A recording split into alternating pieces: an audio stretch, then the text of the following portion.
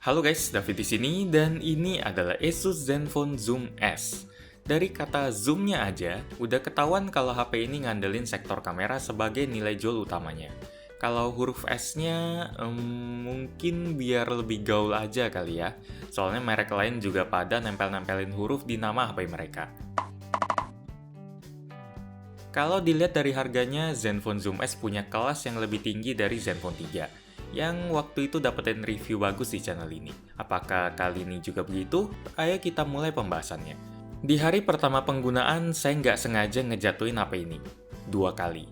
Dari atas meja ke lantai keramik. Sampai-sampai kejadian itu ninggalin sedikit dent di bagian atas HP-nya.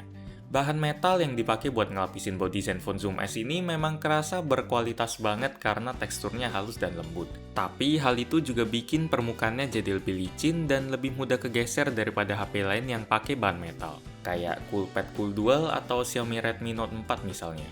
Supaya nggak dihukum oleh gravitasi lagi, saya jadi agak lebih berhati-hati waktu menghandle HP ini.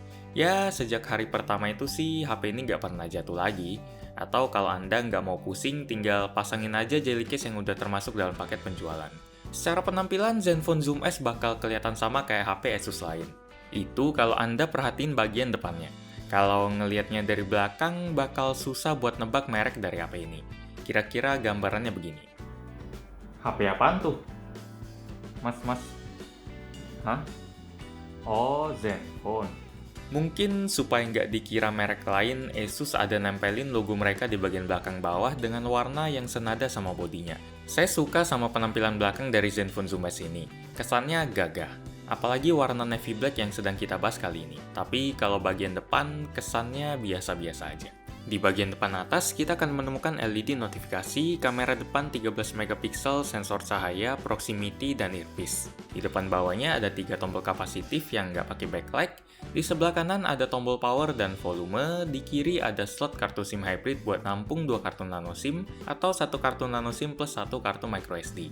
Di bagian atas ada mikrofon, di bawah ada jack audio 3,5 mm, mikrofon lagi, port USB Type-C, dan speaker. Sementara di bagian belakang ada 2 kamera yang nanti bakal kita bahas lebih jauh. Terus ada LED flash, laser autofocus, sensor sidik jari, dan logo Asus. Tingkat akurasi sensor sidik jari di HP ini udah akurat, tapi kecepatannya agak lambat dibanding HP-HP lain dengan harga sekelas. Kembali ke depan, layar di Zenfone Zoom S menggunakan panel Super AMOLED 5,5 inci dengan resolusi Full HD. Salah satu keuntungan dari layar AMOLED adalah konsumsi dayanya yang lebih hemat. Kalau Anda sering menggunakan aplikasi yang didominasi warna hitam, contohnya 9gag dalam mode malam. Hal ini dikarenakan sifat AMOLED yang akan matiin bagian-bagian layar yang berwarna hitam supaya nggak ada energi yang terbuang sia-sia. Saya suka sama intensitas warna yang dikeluarin layarnya. Rasanya natural dan seimbang. Kalau Anda hobi sama sifat warna yang kontras banget kayak layar Super AMOLED-nya Samsung, tinggal setel aja ke mode Super Color di dalam option. Satu-satunya bagian yang kurang saya suka dari penggunaan layar AMOLED di HP ini adalah layar dalam keadaan matinya bakal nampak kehijau-hijauan kalau dilihat dari sudut pandang yang miring.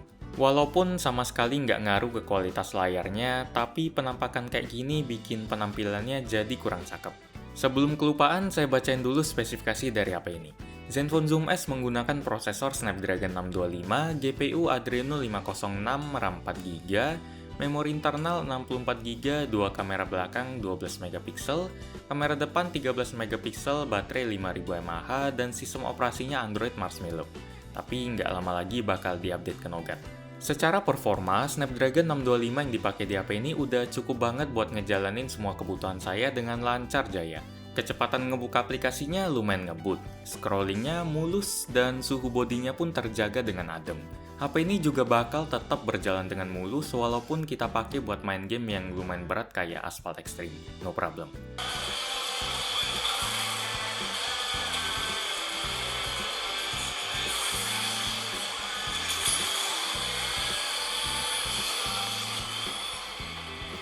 Oh iya, ngomong-ngomong penampilan icon-icon di HP ini udah saya ubah pakai Nova Launcher biar kelihatan lebih modern. Kalau pakai Zen UI bawaan Asus rasanya kelihatan kaku dan saya nggak demen. Untuk skor Antutunya, HP ini catatin angka di sekitar 62 ribuan. Buat sensornya sendiri udah lumayan lengkap, ada gyroscope sama magnetik. Sekarang kita bahas bagian kameranya. Asus Zenfone Zoom S sudah ngikutin tren HP-HP zaman sekarang yang pakai sistem dua kamera belakang. Bedanya kalau HP lain manfaatin kamera keduanya buat ngasih efek bokeh atau wide, Zenfone Zoom S manfaatin kamera keduanya buat ngezoom. Kayak namanya tadi itu. Kok rasanya nama HP ini jadi kurang kreatif ya? Sistem kayak gini juga udah dipakai di iPhone 7 Plus dan Xiaomi Mi 6 yang udah pernah saya unbox. Peran kamera kedua ini bakal ngebantu banget dalam kondisi tertentu. Kondisi pertama tentu saja waktu kita mau nangkap objek secara lebih dekat tapi kondisi sekitar enggak memungkinkan. Tapi kan kamera lain juga bisa begitu, tinggal zoom aja lihat software kameranya. Ya sih, kamera lain juga bisa begitu, tapi itu namanya digital zoom yang sistemnya mengcrop gambar dan ujung-ujungnya bikin hasil zoomnya pecah. Kalau di kamera kedua Zoom S ini, lensanya memang punya focal length yang lebih panjang, sehingga bisa melakukan pembesaran gambar sampai 2,3 kali tanpa mengcrop gambar. Fungsi kedua adalah untuk menangkap komposisi gambar yang lebih bervariasi. Walaupun ukuran objek utama di kedua foto ini kelihatan sama, tapi penampakan latar belakangnya bisa kelihatan beda karena kedua foto ini diambil dengan lensa yang berbeda. Yang satu dengan lensa zoom, yang satu lagi dengan lensa biasa tapi posisi kameranya lebih dekat ke objek. Yang harus jadi catatan adalah kedua kamera ini nggak bisa dipakai dalam kondisi low light, karena bukaan lensanya memang kecil, cuma f2,8. Jadi kalau Anda tetap mau maksain ngezoom dalam kondisi kurang cahaya, sistem di dalam Zoom S bakal secara otomatis menggunakan digital zoom kamera pertama yang punya bukaan lebih lebar, di f1,7. Secara keseluruhan, saya suka sama foto yang dihasilin kamera Zenfone Zoom S. Warnanya nggak berlebihan dan make range-nya oke, dan detailnya juga bisa ditangkap dengan baik. Tapi tentu aja kualitasnya belum bisa dibandingin sama HP-HP sekelas flagship kayak Samsung S8 atau iPhone 7 Plus.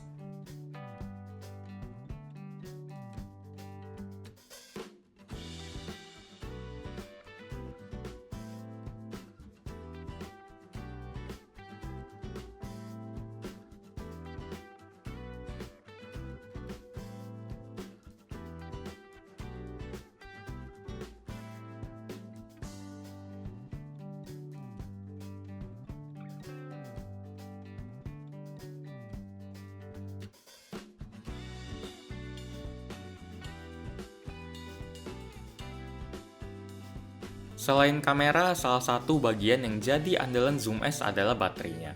Kalau sektor ini biasa-biasa aja, nggak mungkin mereka naruh penjelasan soal baterai tepat di bawah kamera.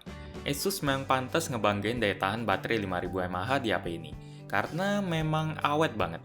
Selama saya pakai HP ini, saya sama sekali nggak pernah kehabisan baterai dalam satu hari.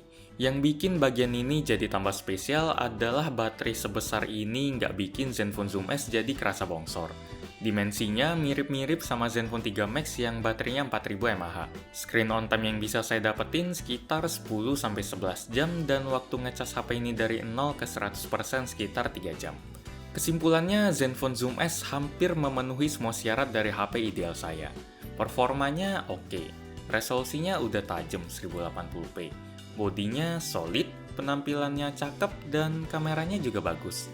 Yang paling penting, daya tahan baterainya nggak bikin saya cemas ketika saya lupa bawa powerbank pas lagi jalan-jalan seharian. Nggak ada gunanya HP canggih tapi sisa baterai bikin was-was. Tapi ada satu hal yang bikin saya harus mikir lagi buat jadiin Zenfone Zoom S sebagai HP utama, yaitu ukuran layarnya. Bagian ini memang udah urusan selera banget sih, tapi kalau Zoom S punya varian 5 atau 5,2 inci, saya nggak bakal mikir panjang lagi buat jadiin HP ini sebagai pengganti A5 2016 yang udah saya pakai setahun lebih. Tapi kalau Anda nggak masalah soal itu atau malah memang lebih seneng sama HP dengan ukuran 5,5 inci, Zenfone Zoom S dapetin rekomendasi positif dari saya. Kalau Anda minat sama HP ini, linknya udah saya taruh di bawah. Oh iya, sebelum Anda nanya di kolom komentar, HP yang saya pakai ini nggak ada masalah sama white line. Demikian review gadgetin untuk Asus Zenfone Zoom S. Like jika Anda suka dengan video ini, dislike aja jika tidak suka, dan jangan lupa subscribe buat ngeliat video-video kayak gini lagi. Terima kasih sudah menonton, dan kita ketemu lagi di video selanjutnya. Yuk!